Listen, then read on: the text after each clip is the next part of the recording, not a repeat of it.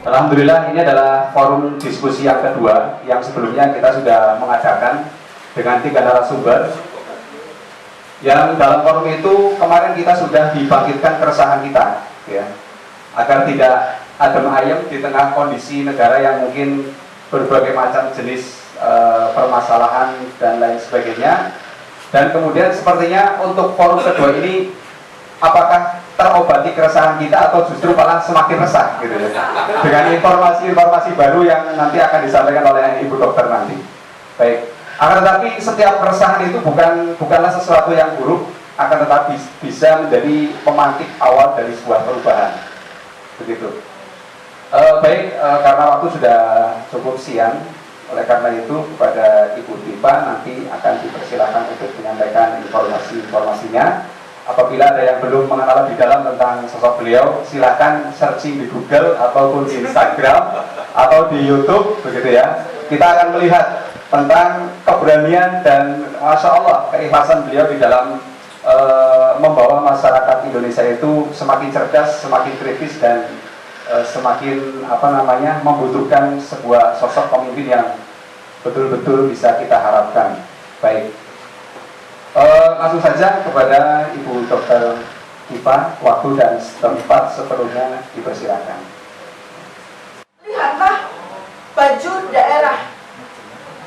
Lihat baju daerah. Semakin berkilau-kilau baju daerah, itu semakin kaya daerah tersebut. Karena dulunya, kalau kita sekarang nyewa di tempat persewaan baju daerah ya, kalau dulu aslinya itu semua emas semua berlian semua.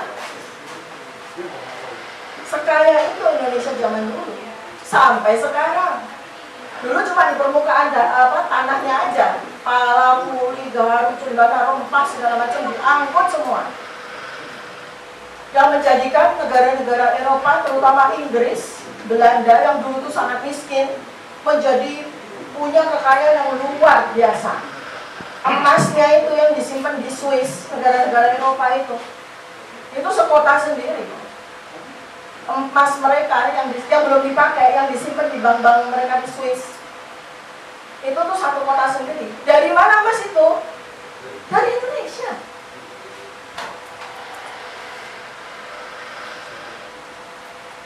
Sekarang faktanya adalah 287 rakyat Indonesia secara nilai sumber daya manusia,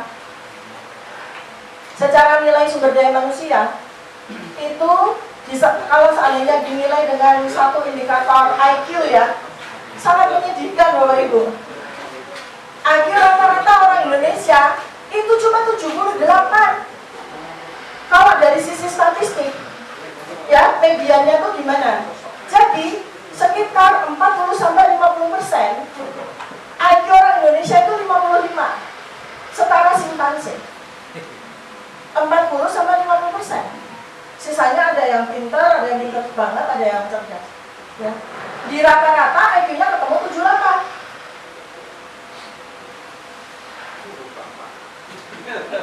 Makanya ketika dikasih wakil presidennya kayak begitu kualitasnya, bisa-bisanya loh masih dipuja-puja, masih ada pembenaran bahwa seorang profesor, maafkan aja dia dulu masih kecil, Masya Allah,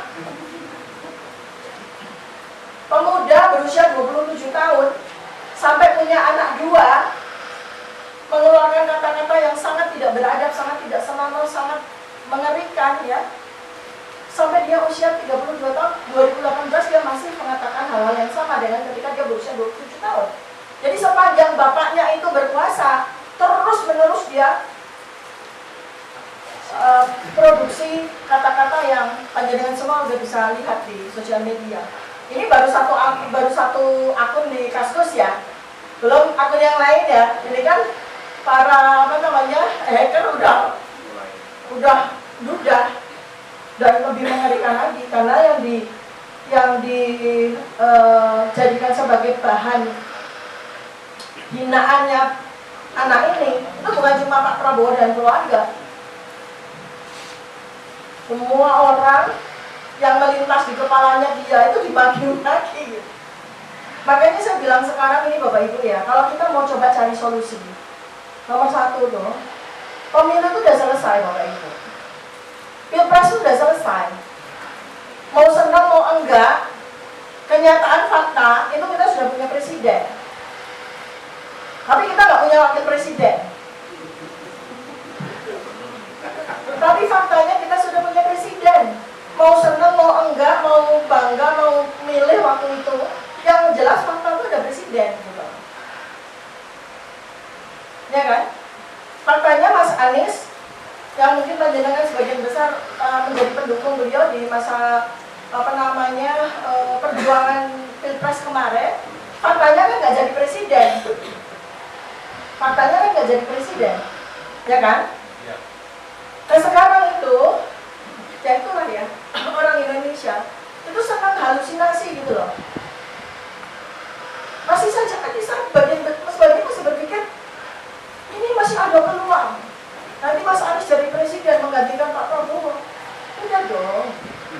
Dalam masa mulai dari 14 Februari sampai dengan 20 Oktober kemarin aja, itu masih ada harapan-harapan. Ini masih bisa terjadi segala macam kan begitu. Harapan kosong, lah nyatanya dilatih kok. Kalau ada yang doain Pak Prabowo meninggal, segala kena stroke lah, pokoknya kayak gitu ya. Nah itu tuh yang kebiasaan seperti itu tuh menurut saya sangat kontraproduktif ya bagi masa depan Indonesia. Jadi saya tuh pengen tuh gini, mengajak kepada segenap lapisan masyarakat tuh, ayo kita tuh bangun. Kita tuh bangun, bangkit dari impian. Terus sekarang faktanya punya presiden namanya Prabowo Subianto. Sementara ini masih punya kesempatan untuk mencari Wapres lagi ya. Karena kemarin itu kan bukan orang, itu kayak semacam boneka gitu. Jadi kita butuh wakil presiden yang orang beneran. Kan itu. Saya perjuangannya di situ. Perjuangan saya di situ. Makanya dalam setiap kesempatan saya bilang, kita ini dengan kekuatan kita yang terbatas, kekuatan rakyat yang terbatas, itu jangan punya musuh kebanyakan. Energi kita yang terbatas, itu kalau yang sebagian dibagi buat musuhin yang ini, sebagian dibagi buat musuh yang ini, nggak berhasil perjuangannya. Karena perjuangan musuh yang harus diperangi, yang demi kebaikan dan masa depan yang baik dari rakyat Indonesia, itu cuma dua musuhnya. Jangan kemana-mana, jangan semua orang dimusuhi. Musuh itu cuma dua. Satu itu Buku Papa, dua itu Mulyono. Itu musuhnya. Dua itu musuhnya. Kaisang tadi. Hah? Kaisang juga. Kebanyakan nanti. Kebanyakan. Semua dimusuhi. Kalau orang Indonesia kan sekarang maunya gitu. Prabowo dimusuhi, kabinet dimusuhi, semua dimusuhi sampai akhirnya jadi nggak jelas musuhnya mana, yang mau ditembakin yang mana, yang mau diperjuangkan yang mana. Satu-satu. Kita kalau mau mengurai masalah yang udah carut marut itu harus satu-satu. Kenapa saya bilang musuh itu hanya dua? Di sini kita tidak diskusi setuju atau tidak setuju ya. Kan saya lagi jadi narasumber kan saya. Iya kan?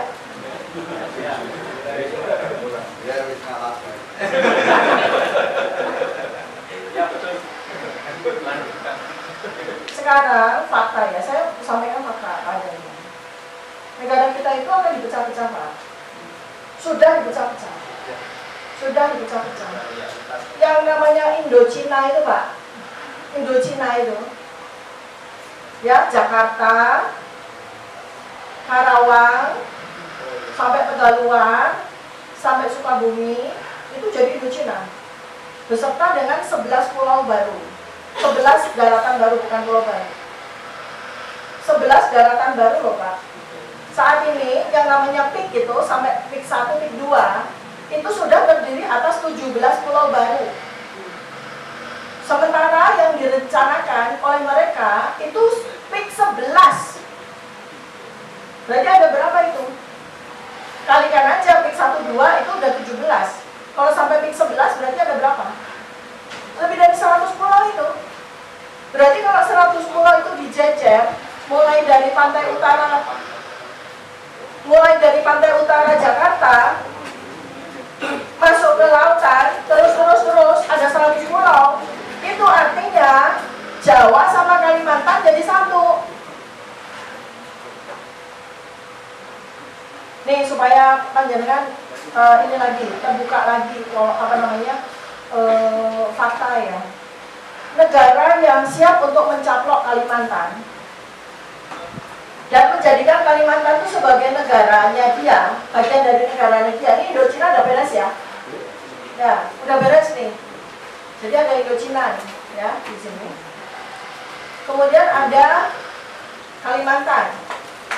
Yang dalam waktu dekat itu nanti namanya sudah bukan Pulau Kalimantan lagi, namanya negara Singapura. Namanya itu negara Singapura itu nanti.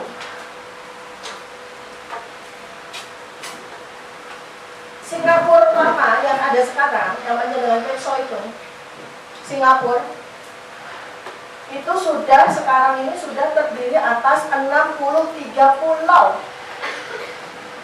Singapura itu sudah bukan lagi negara kota, Bapak Ibu. Singapura itu sudah terdiri atas 63 pulau.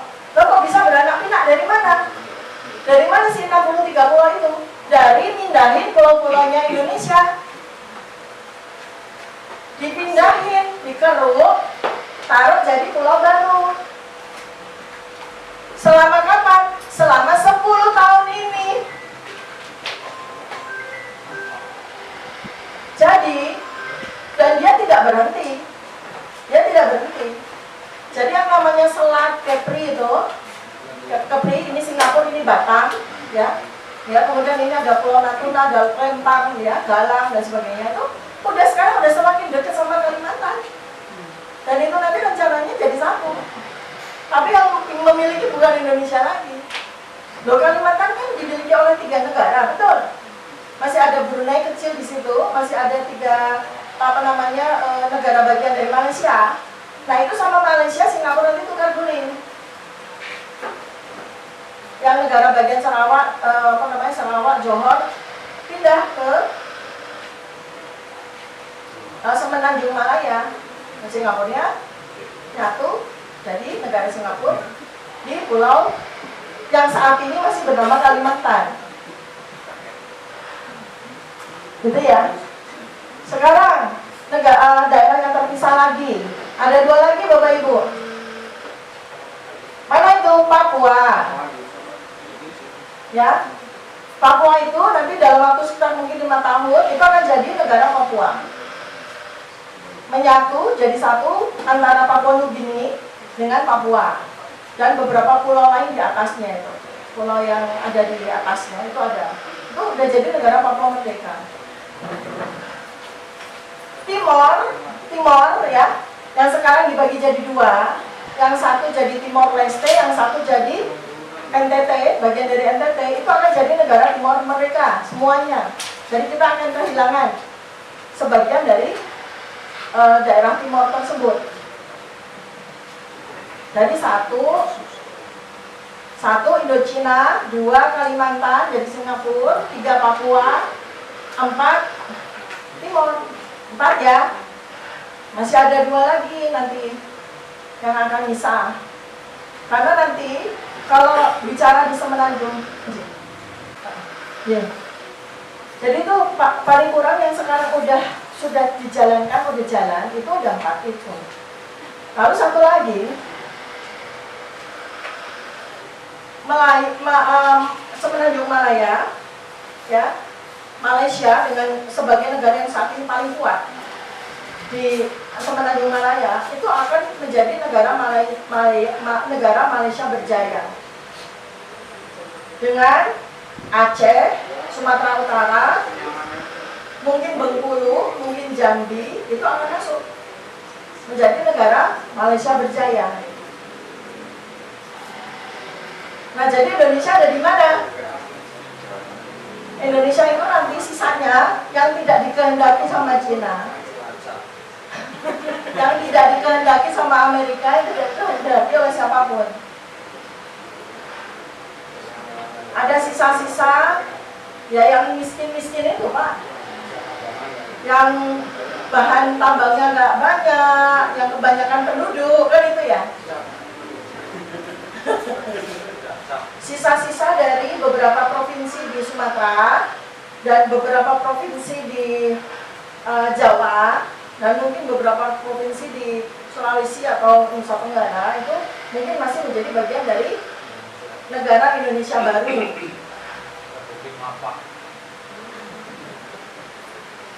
Nah, itu nanti akan ditinggalkan dan tidak dikehendaki. Jadi bentuk negara Indonesia itu akan seperti Rusia sekarang. Ya, Rusia itu kan tidak bisa. Jadi ada Rusia yang besar, kemudian ada negara-negara, ada provinsi-provinsi yang masih jadi miliknya Rusia begitu. Jadi seperti itulah bentuk negara Indonesia di masa depan. Apakah itu mengkhawatirkan? Apakah itu merisaukan? Enggak kok. Biasa-biasa aja. Nyaman. Iya toh? Nyaman. Amplop yang nyaman. Enggak, maksudnya biasa-biasa aja kan? Biasa aja, iya. Oh, kita sudah lama banget kok. Kalimantan itu segala macam sumber daya alamnya, udah biasa diambil kok. Apa kita semua bertindak? Ya enggak. Ya kan? Sebagian dari minyak, sebagian dari hasil tambang yang ada di Sumatera dirampoki sama Amerika, dirampoki sama Perancis, sama Kanada, ya apa kita bertindak? Enggak juga. Biasa aja. Papua juga dibunuhin, diambil emasnya segala macam, ya apakah kita bertindak? Ya enggak, biasa-biasa aja. Jadi artinya yang nanti bakal terjadi, sahabat saya betul-betul. Jadi apa yang nanti akan terjadi ya biasa-biasa aja. Cuma lagu yang kita sukai bukan dari Sabang sampai Merauke, enggak lagi. Mungkin cuma dari Lampung sampai NTB gitu. Ya. Kita kan udah dibiasakan kekayaan kita dirampokin di depan mata kita. Semuanya diam aja kok. Ya kan udah biasa kok, kayu-kayu, waduh Masya Allah. Kayu itu ya, kayu di Kalimantan itu, wah, Masya Allah. Itu harganya, karena rencananya kan digundulin kan Kalimantan tuh. Itu kayu-kayu ada di sana itu, kalau Anda kata digundulin semua, tebang semua, itu utang Indonesia yang 8.000 triliun itu lunas. Hanya dari kayu Pulau Kalimantan. Belum hitung kayunya Pulau Papua yang juga digundulin ya.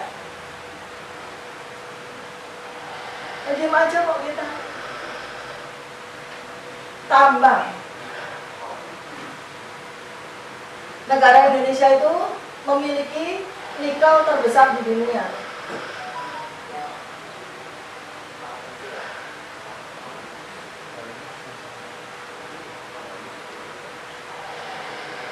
Di depan mata kita itu jadi bancaan semua orang, nggak pengusaha, nggak penguasa, kan gitu.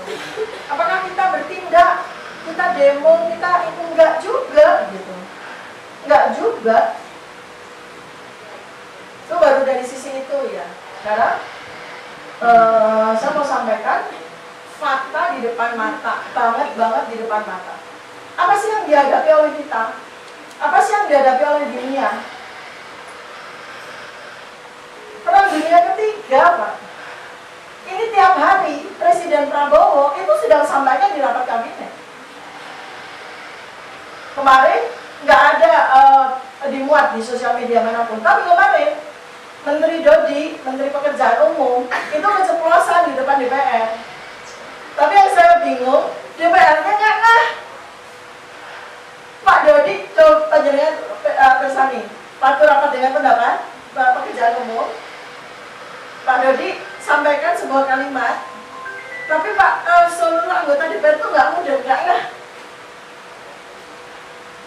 Kan yang ditanya oleh DPR kan, gimana Pak IKN? Ya, Presiden Prabowo tidak memprioritaskan. Jadi tetap dianggarkan, tapi jumlahnya tuh jauh lebih kecil dibandingkan sama pemerintah kemarin. Tetap ada anggaran di APBN untuk pembangunan IKN, 15 triliun per tahun. Ya, tapi Presiden Prabowo itu sekarang lebih mengalokasikan untuk pangan. Karena kita menghadapi perang yang semakin masif. Saya tuh perhatiin ya, ketika Pak Dodi sampaikan begitu, DPR-nya nggak mudah. Kayak biasa-biasa aja gitu. Biasa ditekan, pikirannya udah ditekan. Ya betul. Pikirannya belum sampai. Amplopnya udah ditekan. Padahal Presiden Prabowo itu sudah sampaikan sejak tahun 2018, ya kan? Waktu beliau maju kampanye capres, beliau udah sampaikan dong, akan ada perang dunia ketiga dan Indonesia ini menjadi medan peperangannya. Maka Indonesia tidak akan ada lagi di tahun 2030. Saya ini sekarang sedang melakukan riset kajian tentang apa saja yang disampaikan Prabowo, karena itu kunci-kunci. Kenapa beliau ngotot pangan? Karena masa perang nggak ada lagi negara yang akan mengekspor beras ke kita. Lah kita tuh beras nasi yang kita makan itu 70% dari beras Thailand, Vietnam, Myanmar. Lah kalau semuanya perang, ya mereka nahan berasnya masing-masing kan? Nggak bakalan mereka jual kan? 70% loh. Apa yang terjadi? Orang Indonesia itu Pak, di Jakarta nih ya, banjir kan langganan banjir. Baru banjir 2 jam, sudah teriak-teriak minta bantuan makanan. Baru 2 jam banjir. Bahkan airnya aja belum melalui rumahnya, sudah minta bantuan. Bahkan mie ayam yang masih ada di perut belum tercerna habis, tapi banjirnya datang, udah teriak-teriak minta makan. Jadi apa yang terjadi? Kalau sampai benar-benar perang sampai di Laut Cina Selatan, kemudian negara-negara yang selama ini mengekspor beras kepada kita, lalu dia hentikan ekspornya, akan terjadi sama orang Indonesia. Saya ya, perutnya, lambungnya masih terisi makanan, ususnya pun juga belum selesai mencerna, tapi dia udah merasa mati. Mati benar. Oh, mati itu di pikiran. Orang Indonesia kayak gitu. Makanya tuh panjenengan bisa Persani ya, kalau di berita-berita tuh ya, ibu, menurut saya ya ini kacamata seorang dokter, bukan karena saya sadis atau apa ya. Seorang ibu tidak makan 3 hari meninggal, ya nggak? Keluarga tidak punya persediaan makanan selama 2 minggu, meninggal, sampai membusuk ditemukan sudah 1 minggu, kan banyak banget terjadi seperti itu. Itu orang Indonesia Pak. Nah di Palestina, mereka itu selama berbulan-bulan setahun makannya rumput, sampai rumput aja dimakan. Air itu nadain. Tapi orang Indonesia baru 3 hari tidak makan udah meninggal. Apa artinya? Daya juang orang Indonesia itu rendah sekali. Rendah sekali. Itu yang problem besar orang negara kita tuh di situ. Daya juang rendah sekali, daya tangguh itu rendah sekali. Boro-boro diajak berjuang dong, boro-boro diajak bantingan dong. Kemarin itu Pak Anies kenapa nggak bisa menang? Pitingnya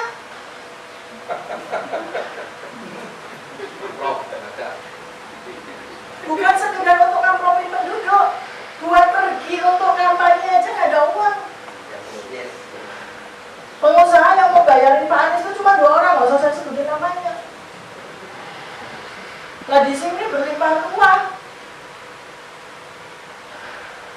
Mulyana minta sama Mulyani toh. Geserin berapa? 1.800 triliun loh. Ongkos untuk mengangkat 026. Coba, saya nggak tahu ya di Cilacap seperti apa. Yang saya tinjau di daerah-daerah, itu amplop itu tiap hari berbulan-bulan. Amplop tiap hari berbulan-bulan. Sampai penduduk ya, kita observasi di Bekasi aja, Bekasi ya. Itu sampai orang Bekasi, itu, Pak, kan kemarin udah dikasih lagi. Itu si penduduknya aja bilang, loh Pak, saya kemarin udah dapat, nggak apa-apa, kasih lagi tiap hari. Total 1.800 triliun. Dari mana? APBN, geser. Apakah Mulyana kepengen Prabowo naik jadi presiden? Enggak. Dia cuma kepengen Buku Papa jadi wapres. Kan itu. 2 tahun nanti, 2027, Prabowo nanti akan dibikin bermasalah dengan kesehatannya. Rencananya sudah disusun rapi di Beijing. Sudah rapi di Beijing. Coba masa panjenengan kerso punya presiden kayak begitu. Udah ijazah SMA saja nggak punya, ngaku-ngaku sarjana dari Bradford. Coba bayangkan, itu seperti apa masa depan Indonesia? Ya memang niatnya mau dikuasai semuanya. Gitu. Nah, balik lagi nih, saya sampaikan di sini ya, mudah-mudahan.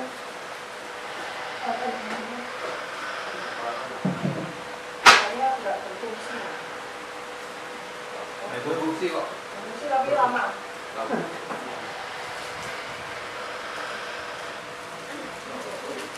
Ya,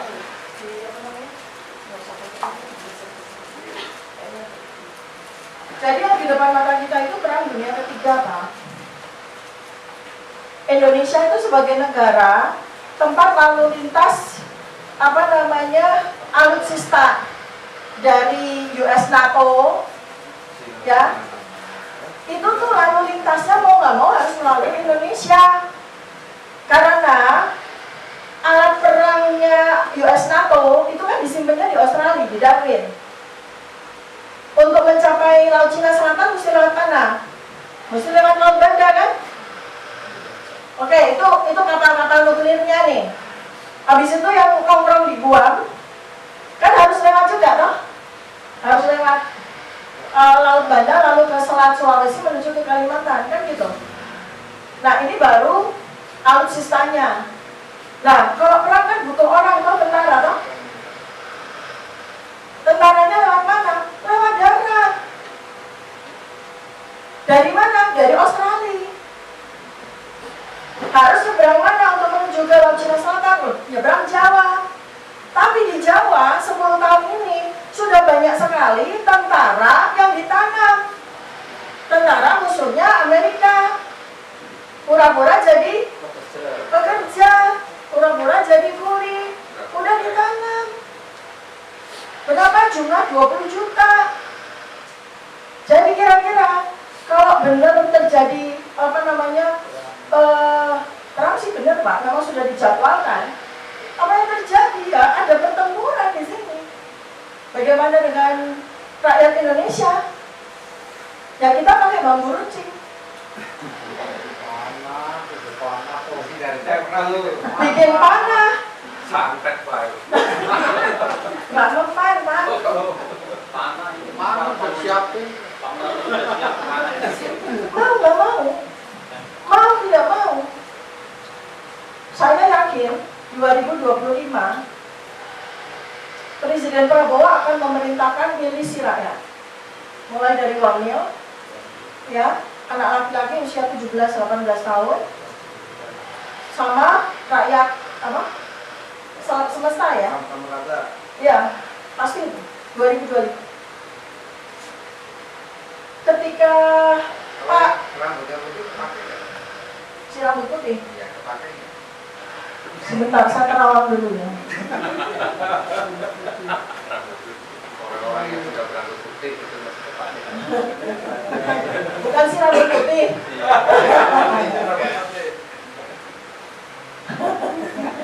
nanti berbicara Tuhan. Lanjut sampai ke perang ujung.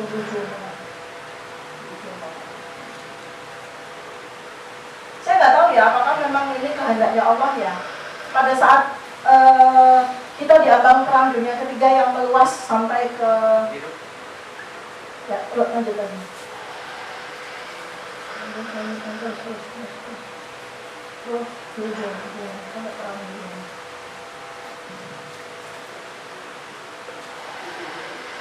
Nah, habis makan ini lanjut.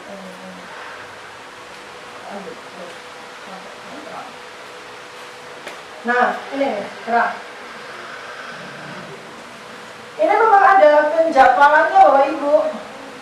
Ini yang di depan mata banget, benar-benar di depan pintu. Pintu yang Indonesia itu perang dunia ketiga ini. Jadwalnya itu 2027 sampai di Laut Cina Selatan. Tapi kalau lihat pergerakannya, karena Cina udah masa meledak nuklirnya untuk ngebom Taiwan kan. Nah itu berarti kick off itu. Ini ya sekarang saya mau tunjuk lanjut lagi. Ini seluruh negara yang menjadi anggota US NATO maupun yang jadi anggota negara BRICS itu udah siapin semua tentaranya. Lanjut. Ini nih, stop. Nih, pulau-pulau buatan seperti ini sudah memenuhi Laut Cina Selatan. Ini pulau buatan. Tanahnya pasien yang bikin pulau dari mana? Yang dijual Lumut kemarin, Lumut kemarin kan jualan pulau toh. Nah ini jadinya dibikin jadi pulau-pulau buatan, isinya apa? Alutsista. Udah nongkrong di mana pulau-pulau ini? Udah di Laut Cina Selatan. Jadi mereka tuh benar-benar udah berhadapan-hadapan. Secepat mungkin selama 10 tahun itu mereka bikin pulau. Ini. Yang punya siapa? Cina. Iya. Bukan. Ini udah di Laut Cina Selatan. Jadi Laut Cina Selatan itu sekarang udah dibariket dengan pulau-pulau yang di sini punyanya Cina, yang di sini punyanya Amerika. Masalahnya kenapa saya percaya bahwa perang dunia ketiga itu bakal terjadi enggak 2027, tapi 2025. Kok yang dilalah Amerika presidennya Donald Trump. Apa artinya? What does it mean?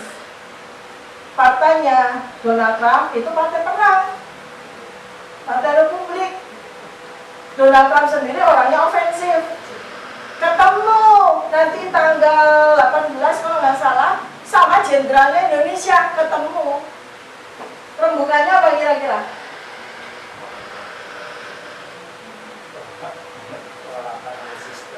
Peralatan alutsista. Indonesia mau milih siapa?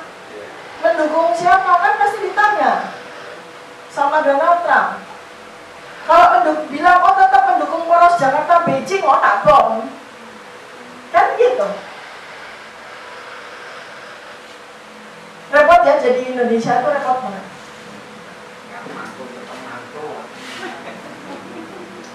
Ya sekarang ini yang udah di depan mata kita. Tahun 2025 itu kapan sih? Tahun depan 2 bulan lagi. 2 bulan lagi. Sekarang apakah itu terjadinya berapa lama Pak? Nah ini berita bagusnya. Maka yang udah rencana mantu 2025 monggo mantunya di ini. Karena yang tadi saya sampaikan tadi itu tidak terjadi ujuk-ujuk setahun juga enggak. Berlangsungnya berapa lama? Direncanakan perang dunia ketiganya kan berlangsung 60 tahun. Mantu dulu. Soalnya nuklirnya baru dipanasin.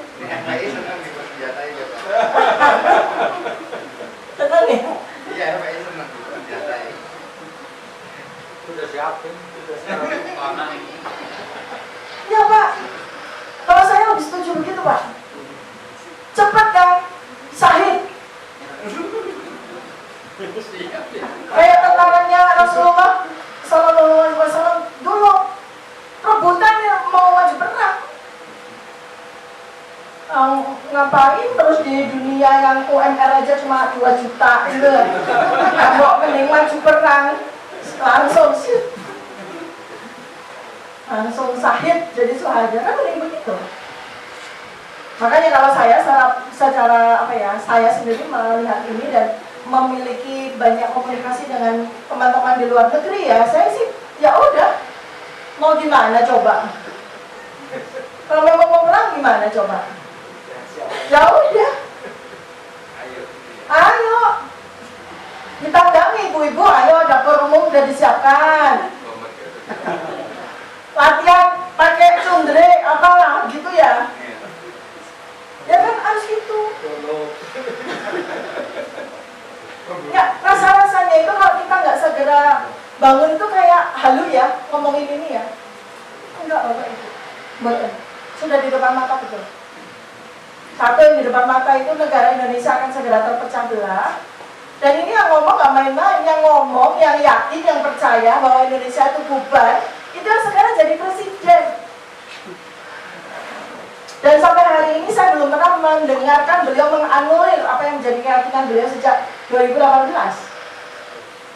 Beliau yakin, nggak pernah menganulir, oh saya ralat ya, kampanye saya di tahun 2018, saya ralat ya, Indonesia nggak jadi bubar, enggak. Malah sekarang itu beliau persiapan kok.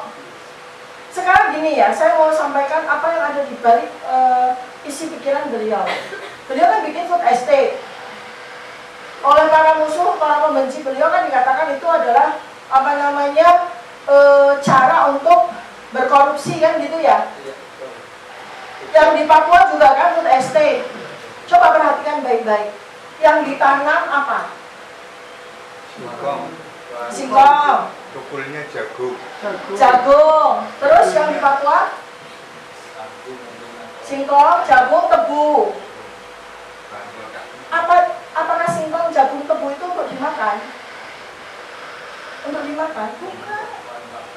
Itu untuk bahan bakar, untuk energi, untuk apa? Persiapan perang dunia ketiga yang 60 tahun.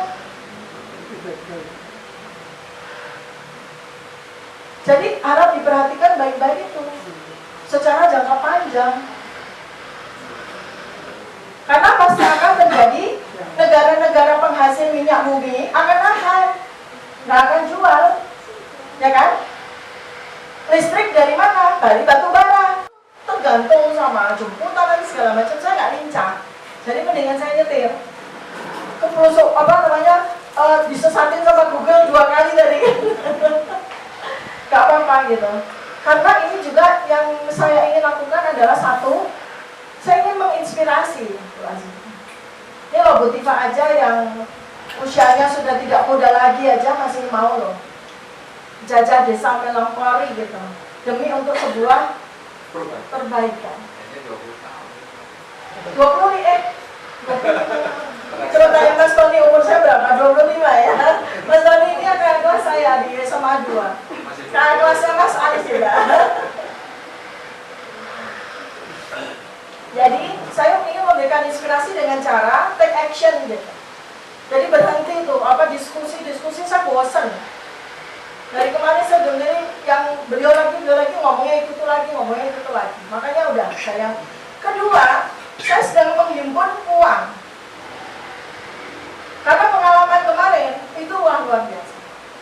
Cari uang untuk berjuang, Masya Allah. Susahnya bukan main. Apalagi ketika ditanya untuk apa, Anis langsung tutup pintu.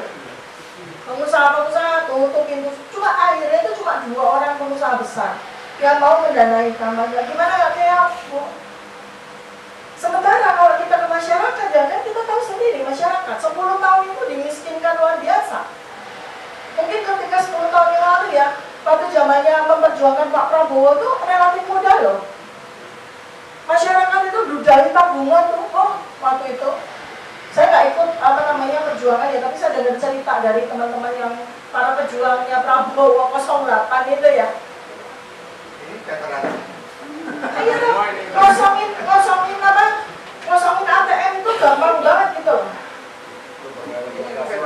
Oh iya, kan waktu itu ya, di tahun 2024 susahnya bukan main, bukan karena pelit, karena emang udah pada miskin Pak,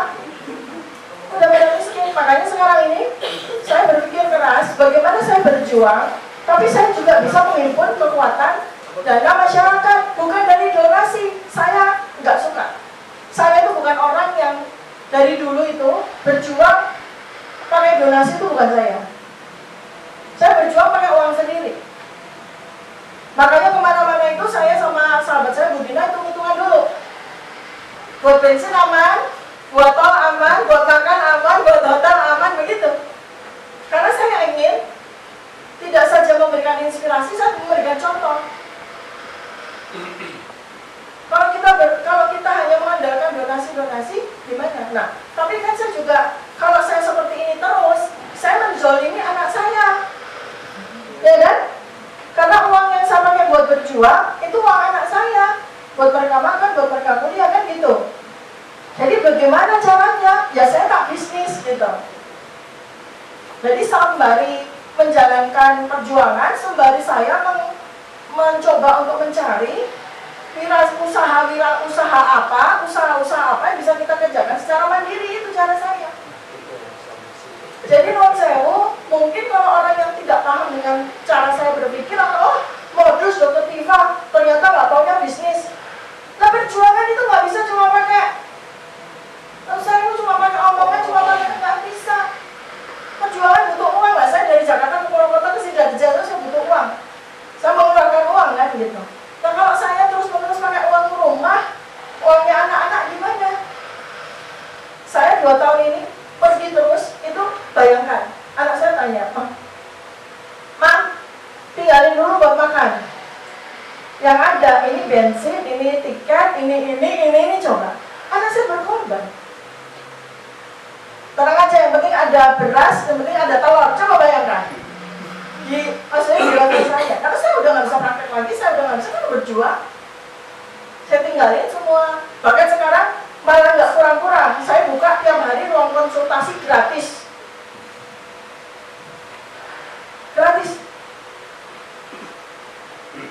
Nah terus ini ceritanya bagaimana? Ya kayak gini kan perjuangan orang Indonesia. Cut Nyadin dulu ngosongin emas-emasnya beliau, ngosongin. Maka sering bertengkar sama orang rumah kan. Udah nggak, itulah ibu-ibu kan udah berjuang tuh kadang-kadang suka lupa diri gitu. Iya, makanya sekarang ini yang saya lakukan itu, dan barangkali mungkin itu menginspirasi ya. Bapak Ibu semua yang berjuang itu, kita sambil berjuang, kita sambil cari uang. Kita sambil berjuang, kita cari uang, kita berjuang, kita cari uang kan begitu. Yeah. Kemudian itulah sebuah pendidikan yang menurut saya bagus sekali untuk masyarakat, Bu Aziza. Karena pendidikan yang terbaik itu adalah contoh ya. Tidak ada pelajaran yang lebih baik kecuali contoh. Apa artinya kita kasih teori, kita kasih ini segala macam, tapi kita nggak kasih contoh. Nggak kasih contoh yang betul. Ya saya sesedikit mungkin yang bisa saya lakukan dengan segala keterbatasan saya, saya berjuang gitu. Saya berjuang. Gitu ya. Kemudian soal kemarin kita berjuang di DPD, kita bersurat grup kita ini, geng berisik, geng berisik ini berjuang menyurati semua lembaga. Yang berani menjawab dan berani memberikan waktu cuma DPD. Ya sudah kan, kita ketemu dulu. Mudah-mudahan. Ya nanti next step-nya kita kan sudah bersurat ke MPR, ke DPR. Tinggal tunggu waktu. Bukan tinggal tunggu waktu sih, tinggal tunggu keberanian mereka untuk menerima kita, dan tinggal tunggu apakah ada hal-hal kepentingan mereka yang terakomodir. Soalnya DPR sekarang itu berapa ya anggotanya, 500 sekian itu ya, sudah diidentifikasi loh. Itu ada bapaknya, ada suaminya, ada istrinya, ada adiknya suaminya, ada adiknya istrinya, ada anaknya, ada mantunya, ada mamanya, ada pakdenya. Itu di presentasi itu, DPR itu sekarang Dewan Perwakilan Keluarga. Bagaimana kita bisa berharap kan? Hanya berharap kepada Allah Subhanahu wa Ta'ala. Dan MPR apalagi Pak Bamsud. Ya itu ya Bu Aziza ya. Jadi, tapi kita tidak berhenti untuk berjuang. Saya hari ini per hari ini itu sebetulnya terjadwal di 3 tempat. Makanya mereka tuh teman-teman teriak, lo Dr. Tifa lagi di mana? Saya lagi main di Sidarja, ketemu sahabat-sahabat saya ditunggu di Jakarta untuk berjuang juga di sana. Jadi mudah-mudahan ada pertanyaan lagi, masih banyak apa?